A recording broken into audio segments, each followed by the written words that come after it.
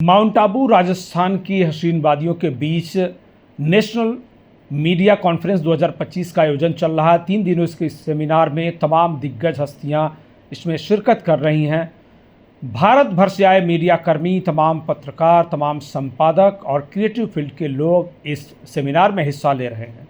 इस सेमिनार में मुख्य अतिथि के तौर पर जिस दिन वेलकम सेशन चला उस वक्त मौजूद थी डॉक्टर ईशा अग्रवाल, जो नेशनल ब्यूटी पेजेंट्स में विनर रह चुकी हैं, एक्ट्रेस हैं और तमाम जो है क्रिएटिव कार्यों से जुड़ी हुई हैं। कई फिल्मों में इन्होंने काम किया है और भी कई इनकी फिल्में आने वाली। हम इनसे आज बातचीत करेंगे इस नेशनल मीडिया सेमिनार के संदर्भ में, इनकी सहभागिता के संदर्भ में। ईशा जी, बहुत बहुत स्वागत है आपका टीवी वन इंडिया में। Thank you so much. इस पूरे सेमिनार को आप किस तरह से देखते हैं? कितना इम्पोर्टेंट लग रहा है आपको कि मीडिया के लिए इस तरह का स्पिरिचुअल कार्यक्रम और प्रबोधन कार्यक्रम जो उन्हें सिखा सके वो ज़्यादा इम्पॉर्टेंट है? मैंने अपनी करियर की शुरुआत इससे ब्यूटी पैजेंट से की थी। इंटरनेशनल इंडिया को रिप्रेजेंट किया यूएसए, रशिया, थाईलैंड और यूरोप में। और ये सब करते हुए पिछले 10-12 साल हो गए। और मैं ब्रह्मा कुमारी से हमेशा से जुड़ी रही, तो इससे मुझे बहुत आत्मबल मिलता है। और जैसे कि ये दुनिया थोड़ी कीचड़ जैसी, उसमें कैसे कमल पुष्प जैसे रहना है, कैसे उसमें रहकर भी अनछुआ रहना है, वो मैं यहाँ से सीखती हूँ। और बहुत मतलब स्पिरिचुअलिटी तो सबको ही मतलब फॉलो करना चाहिए। मीडिया के लिए तो बहुत ज़रूरी है, क्योंकि मीडिया बहुत बड़ा माध्यम है आज, समाज का जैसे दर्पण है। और समाज को जो भी आज सूचनाएं, घटनाएं, समाचार, जानकारी, सब चीज़ें जो जाती है आम जनता की तरफ, वो आपके थ्रू ही जाती है, मीडिया के थ्रू ही जाती है। तो मुझे लगता है मीडिया का भी स्पिरिचुअल होना बहुत ज़रूरी है, क्योंकि जब भगवान से हम कनेक्शन करते हैं, योग करते, मेडिटेशन करते, तो वो हर कार्य में सफलता मिलती है। मतलब उसका कोई सीमित सीमाएँ नहीं है उस शक्ति की, वो ऊर्जा की। तो स्पिरिचुअलिटी सबके लिए, अध्यात्म सबके लिए बहुत ज़रूरी है। आपके करियर में, आपके कामकाज में स्पिरिचुअल होने का क्या फ़ायदा आपको लगता है मिला है? जैसे कि मैंने कहा है कि परखने की शक्ति मिलती है कि किसका क्या इरादा है, कौन क्या सोच से या क्या इरादे से अपने पास आता है, वो हमें जानने की शक्ति आती है। जब हम भगवान से जुड़ते, मेडिटेशन करते, तो हम खुद को जानते हैं। सबसे पहले बोलते हैं कि खुद को जानना बहुत ज़रूरी है दुनिया को जानने से ज़्यादा। हम जब खुद को जानते तो हम संभलते, समझते हैं और लाइफ इजी हो जाती है, मुझे लगता है। ये जो मैंने राजयोगा कोर्स किया है उससे, और मेरी फील्ड में तो बहुत ज़रूरी है, जहाँ इतना ज़्यादा कंपटीशन है, इतना ज़्यादा क्योस है, तो बहुत ज़रूरी है खुद को एकदम शांत रखना। वो सबसे बड़ा आज चैलेंज है सबके लिए, खुद को शांत रखना, खुद का जो कूल है वो कभी लूज़ नहीं करना। तो मुझे ये बहुत मदद मिलती है योग से कि मैं बहुत आगे नहीं दौड़ रही हूँ, लेकिन जहाँ भी हूँ मैं बहुत खुश हूँ, समाधानी हूँ। समाधान बहुत बड़ा आज ये है, मतलब चीज़ है सबके लिए कि समाधान रहो, जो भी कर रहे हो बस मेहनत करते रहो, गिव अप मत करो कभी भी लाइफ में। आपको जो आप डिजर्व करते हैं आपको ज़रूर मिलेगा। आपका बैकग्राउंड देखें तो आप पुणे से आई हैं, एक मारवाड़ी परिवार, और आपकी माताजी किसी और कम्युनिटी से बिलोंग करती है, आपके पिताजी और करते हैं, तो आपको हम कहें कि आप प्योर इंडियन हैं। कैसा परिवार आपका, किस तरह से आपके माता पिता आपको इस करियर में आगे बढ़ने के लिए कैसे मदद करते हैं? नहीं, मम्मी पापा तो अग्रवाल ही है, लेकिन मम्मी रही है आंध्र प्रदेश से, पापा महाराष्ट्र में पले बड़े, मम्मी तेलुगु मतलब आंध्र प्रदेश में पली बड़ी है। तो दोनों की कल्चर है मुझ में, जैसे खान पान में वो चीज़ आ जाती है। साउथ इंडियन भी बनता है घर में, महाराष्ट्रियन खाना भी बनता है। मराठी जैसे मुझे आती है लैंग्वेज, क्योंकि मराठी मूवीज़ की है मैंने। और जैसे मैं पूना में रहती तो वहाँ ज़्यादातर लोग मराठी में बोलते, तो अपने अपने स्टेट की भाषा तो आनी चाहिए, मुझे ऐसा लगता है। मातृभाषा, राष्ट्रीय भाषा, ये सारी भाषाएं तो आनी चाहिए।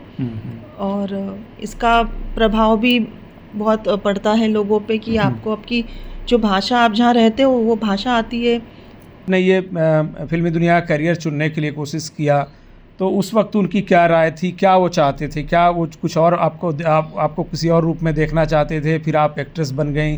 कितना चुनौतीपूर्ण रहा, और परिवार का, खासकर आपके मम्मी और आपके पिताजी का क्या सहयोग रहा उसमें? जैसे कि सभी पेरेंट्स चाहते हैं, खासकर की बेटी के लिए, मतलब एक लड़की के लिए, कि वो बस पढ़ाई करे अभी जितना है उतना, और बस शादी करे, फिर अपना परिवार बसाए, बच्चे करे, जो भी अगर आपको काम भी करना है तो हस्बैंड की बिजनेस में हेल्प करो या जो भी।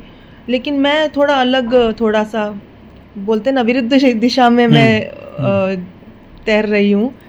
लेकिन मम्मी पापा ने सपोर्ट किया बाद में, जब मेरा नाम आया, जब पेपर्स में, लोकल पेपर में, स्पेशली लातूर के पेपर में आया था कि लातूर की लड़की अमेरिका में जाके इंडिया को रिप्रेजेंट करके जीती है वहाँ।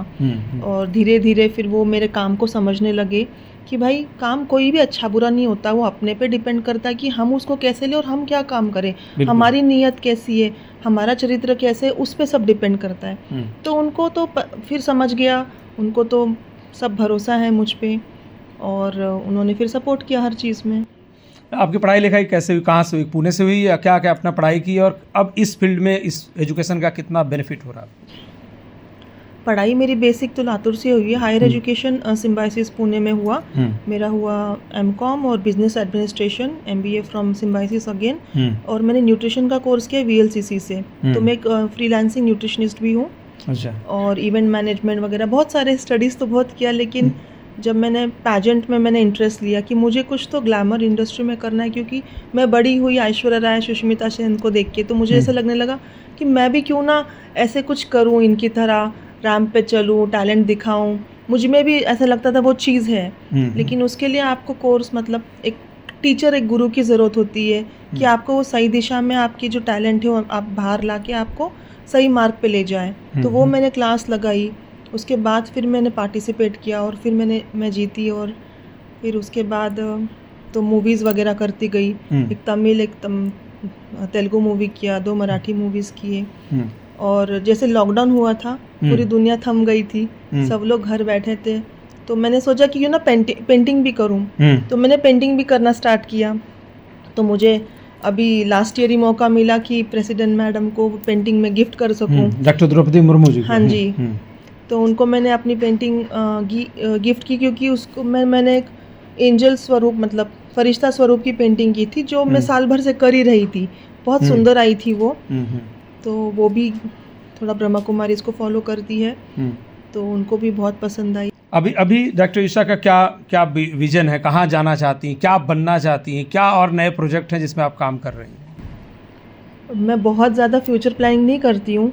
मैं वो कर चुकी हूँ कि हम बहुत चीज़ें प्लान करते हैं खुद के लिए, लेकिन जब नहीं होता है तो हम निराश हो जाते हैं। लेकिन ऐसे नहीं करना चाहिए।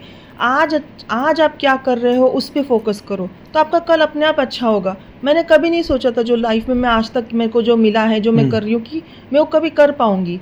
जो सोचा था वो तो हुआ नहीं, लेकिन जो हुआ बहुत अच्छा हुआ। नए जो एस्पायरेंट्स हैं उनको क्या कहेंगी आप, क्या मैसेज देना चाहेंगी? कि आप जो हो वैसे ही रहो, और जो आप में टैलेंट है उसको और तराशो और उसको बाहर लाओ। जैसे कोई डांसिंग में अच्छा है, कोई पेंटिंग में, कोई एक्टिंग में, तो वो सब बाहर लाओ और बिल्कुल समाधान रह के हर चीज़ करो। आज की जनरेशन है वो बिल्कुल डिप्रेशन में जाती है, ड्रग अब्यूज़, ये सब चीज़ें एडिक्शन में आ जाती है। ये सब क्यों? क्योंकि पेशेंस नहीं उनके पास। उनको बहुत आगे दौड़ना है कम समय में। ऐसा नहीं होता, हर चीज़ को टाइम लगता है। पेशेंस के साथ हर चीज़ करो, और आपको सच में जो करना है ना उसकी तरफ काम करो, उसके ऊपर स्टडी करो और खुद को उस काबिल बनाते रहो, बस खुद को, तो काम तो अपने आप आपके पास आएगा। एक आखिरी सवाल, अगर ईश्वर आपके सामने प्रकट हो जाए तो डॉक्टर ईशा अग्रवाल उनसे क्या मांगेंगी? फिर क्या मांगने के लिए रह जाएगा, तो सब कुछ ही मिल जाएगा, सामने ही वो रहेंगे भगवान। बहुत बहुत धन्यवाद, आपने मेरे तमाम सवालों का जवाब दिया। डॉक्टर ईशा अग्रवाल एक्ट्रेस और नेशनल ब्यूटी पेजेंट की विनर रह चुकी हैं। तमाम सामाजिक गतिविधियां, तमाम क्रिएटिव वर्क्स आज भी उनके सामने है, और एक अच्छा विजन लेकर बेहतर आर्टिस्ट, बेहतर कलाकार बनने की कोशिश में है। और एक चीज़ साफ तौर पे इतनी तो ज़रूर है कि संतुष्टि है कि जो हम कर रहे हैं वो बेहतर करेंगे, और आने वाला समय हमारे आज के बेहतर काम करने की वजह से और बेहतर भविष्य बना सकेगा। तो आज की बातचीत में बस इतना ही। दीजिए हमें इजाज़त, लेकिन ताज़ा तरीन खबरों के लिए देखते रहिए TV1 इंडिया लाइव। नमस्कार।